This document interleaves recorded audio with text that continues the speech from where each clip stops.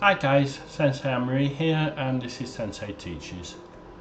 In this session we're going to be having a look at heart bases. This is the most recent addition to Mission Chief, and it has a couple of unique units in there. So this is the inside of a heart base. Now you'll notice it's the same as a HEMS or an MPAS. You can actually turn it in service and out of service. Now there's a very good reason for this. Heart vehicles need specialised training.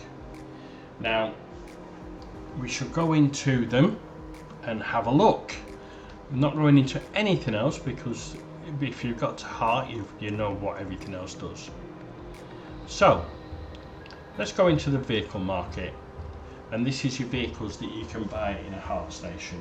You'll notice that some of them are in the normal medical stations, and we're not even going to look at them in here. I'm just going to look at the specialised heart vehicles and the two latest vehicles that have been added. I know I mentioned them in rescue stations, however I'm going to mention them in here as well. I think it's worth it. Okay guys, let's have a look at the primary response vehicle. The primary response vehicle is the first of the heart vehicles, and it takes 2 trained crew. Now these guys, they're trained with as paramedics, but they also have advanced rescue training, which means that they don't have to wait for the fire brigade to get to a job. They can actually go in, take control of the job and deal with it. Now they can do different jobs such as water rescues, height jobs, and everything is contained in that vehicle without the need of it going back to base. And it's got everything to treat trauma patients and get to the patient obviously in a water situation or high up. They can also deal with chemical, biological, radiological and nuclear materials. Second vehicle is the SRV, and this is a secondary response vehicle. Now the secondary response vehicle carries slightly different equipment in the fact that they have drones on board, remote cameras, to look for patients in contaminated or hostile environments before the crew has to enter the area.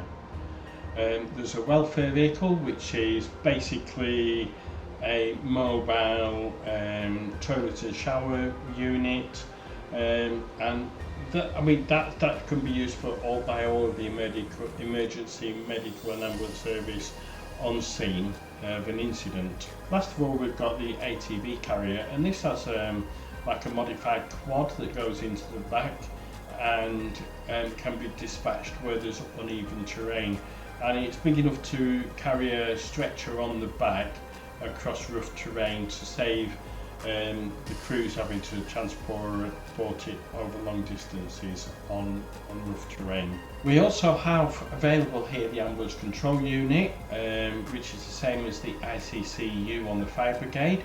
The difference being that this only needs 2 crew, whereas the ICCU needs 6, and this one needs tactical command training courses to be able to operate. The CBRN vehicle, that needs a crew of 2, which is the same as the hazmat vehicle on the fire services, but the hazmat vehicle needs a crew of 6. This would need SORT training. So both vehicles of both services need different training, only the ambulance ones need less crew.